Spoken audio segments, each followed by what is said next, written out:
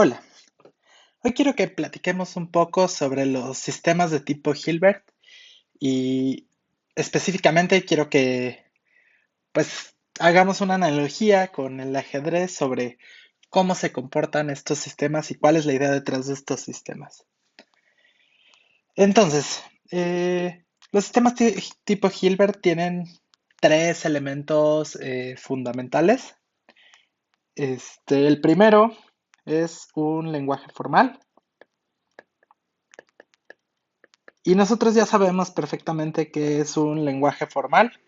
Es una pareja A, G, donde A es un alfabeto y G es la gramática, ¿no? Que es un conjunto de fórmulas bien formadas.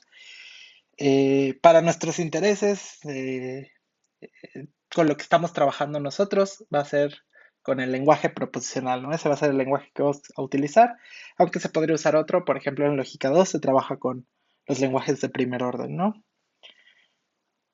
Y el lenguaje formal en esta analogía que quiero hacer, va a ser un poco como el tablero. El tablero y las piezas. De alguna forma va a ser como el contexto en el que estamos trabajando y lo que hace que tengan sentido los demás, los otros puntos, ¿no? Entonces, pues ese es el primer ingrediente fundamental, un lenguaje formal. Nosotros vamos a usar el lenguaje proposicional. El segundo ingrediente muy importante son los axiomas. Y los axiomas siempre van a ser un conjunto de fórmulas, un conjunto de fórmulas bien formadas. Cualquier conjunto puede ser nuestro conjunto de axiomas y va a cambiar el sistema, ¿no? De nuestro lenguaje formal vamos a agarrar algunas de ellas, algunas de esas fórmulas bien formadas y las vamos a distinguir simplemente como axiomas. Esto en el contexto de un juego como el ajedrez, esto sería como la posición inicial. Es decir, cómo empiezan acomodadas las piezas en el tablero al inicio de una partida de ajedrez.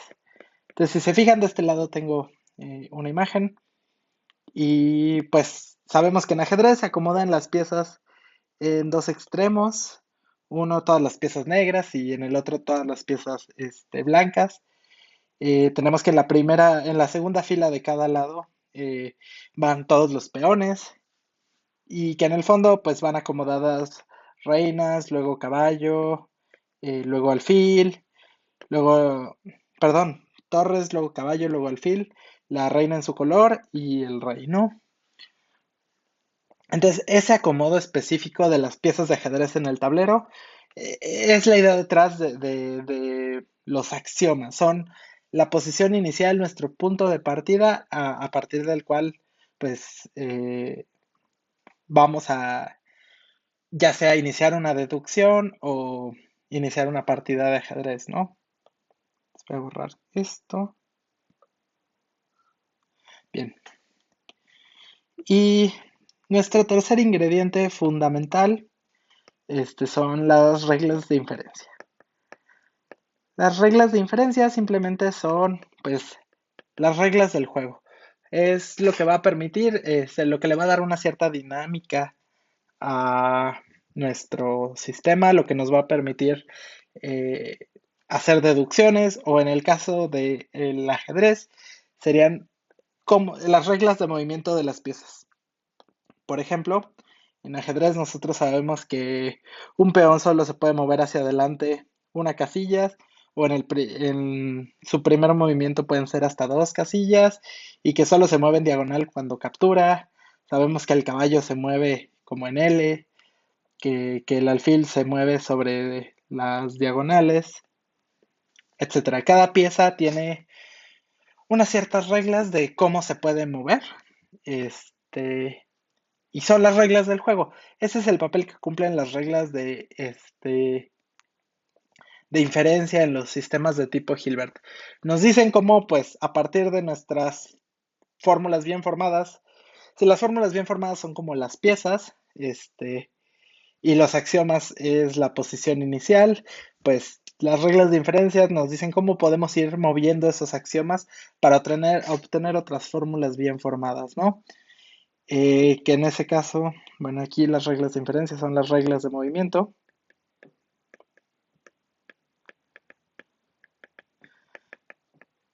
Y bueno, y entonces, ¿de qué se trata el juego de los sistemas tipo Hilbert? Bueno, pues se trata de obtener teoremas. ¿Y qué va a ser un teorema? Pues un teorema simplemente va a ser, en el sentido del ajedrez, una posición del tablero. ¿Cómo una posición del tablero? Pues sí, si nosotros partimos pues con nuestro tablero de ajedrez y tenemos las piezas ya en su posición inicial, como en la imagen, y solo jugamos siguiendo las reglas de inferencia, las reglas del juego, en este caso las reglas del ajedrez, uno se pregunta, bueno, ¿a qué posiciones del tablero será posible llegar, ¿no? Un ejemplo es, por ejemplo, nunca puede haber un peón, por ejemplo, este peón nunca podría estar en la primera casilla, ¿no? De hecho, nunca va a haber un peón en la fila 8 o en la fila 1, ¿no? Este, porque los peones no pueden ir hacia atrás y si llegan al otro extremo automáticamente se convierten en otra pieza con el proceso de coronación en ajedrez. Entonces, en las reglas de ajedrez eh, no existe no existe forma de que un peón esté ni en la fila 1 ni en la fila 8. En ninguna posición válida en el juego del ajedrez va a ocurrir eso. Y eso nos daría un ejemplo de algo que en este sistema tipo Hilbert no sería un teorema. Teoremas son todas las posibles posiciones, en este caso, a las que podemos llegar a partir partiendo de la posición inicial de los axiomas y aplicando las reglas de inferencia o las reglas del juego. Eh, entonces, déjenme ponerlo por aquí. Un teorema, en este caso sería una posición posible.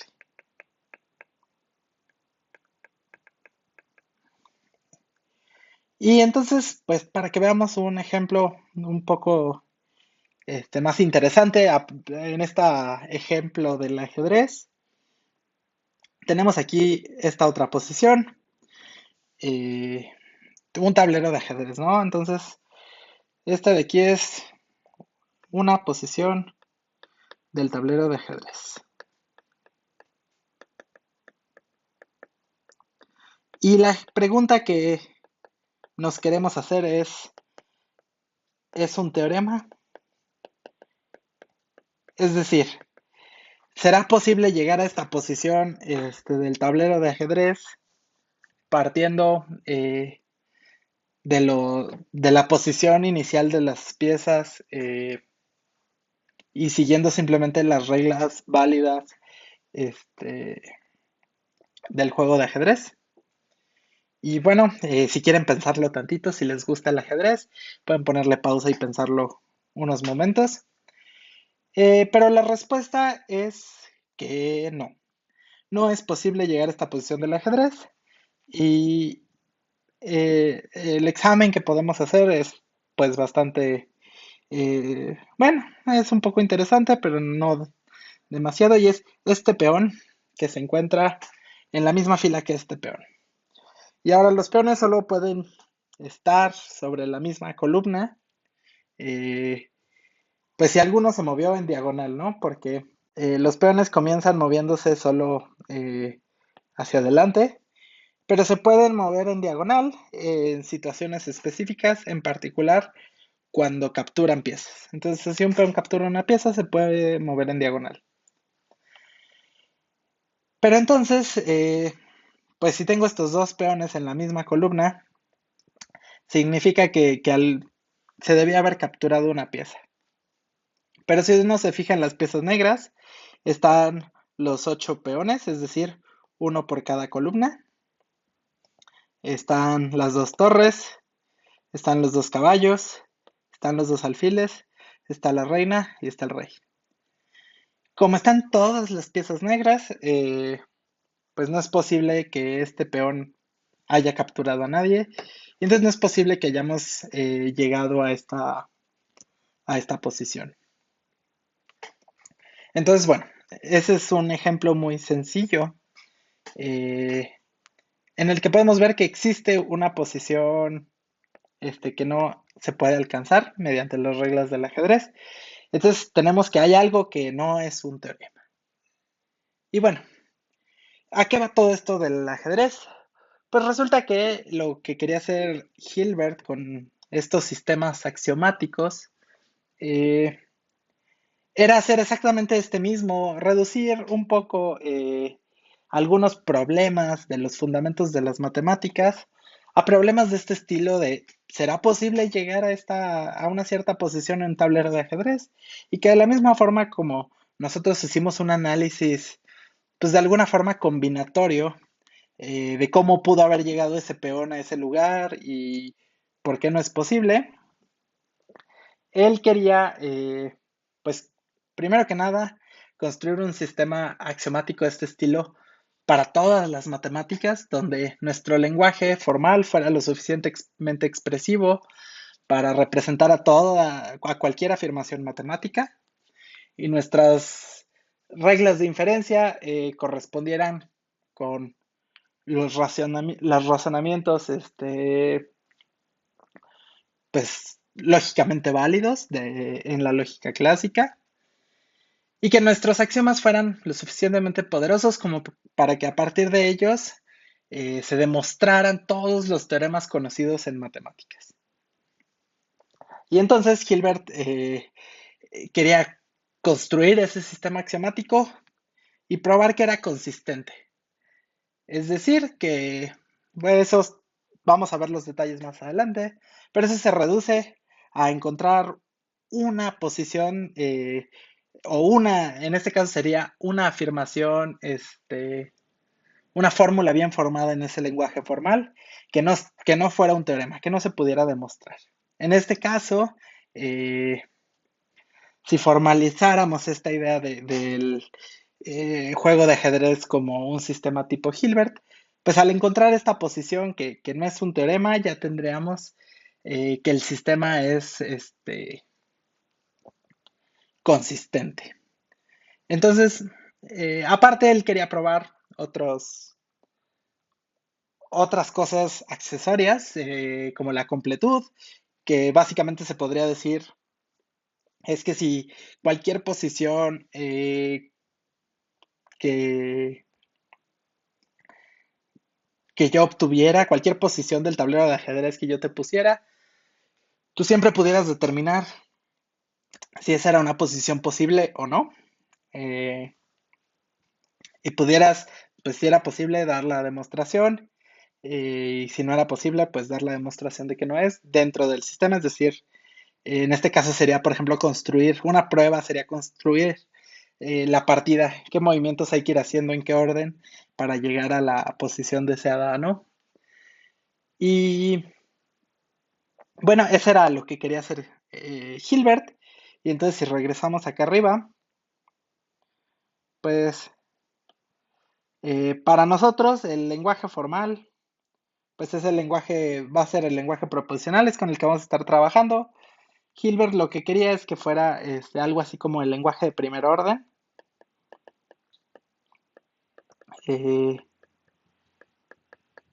donde tuviéramos fuera un poco más expresivo, por ejemplo, el lenguaje de la teoría de conjuntos. Los axiomas podrían ser algo así como ZFC. Y las reglas de inferencia, pues aquí hay un detalle. De alguna forma serían todos los razonamientos válidos posibles. Pero, bueno, la historia de cómo falló en eso ya la hemos platicado un poco. Lo que nosotros vamos a hacer no es algo así de ambicioso.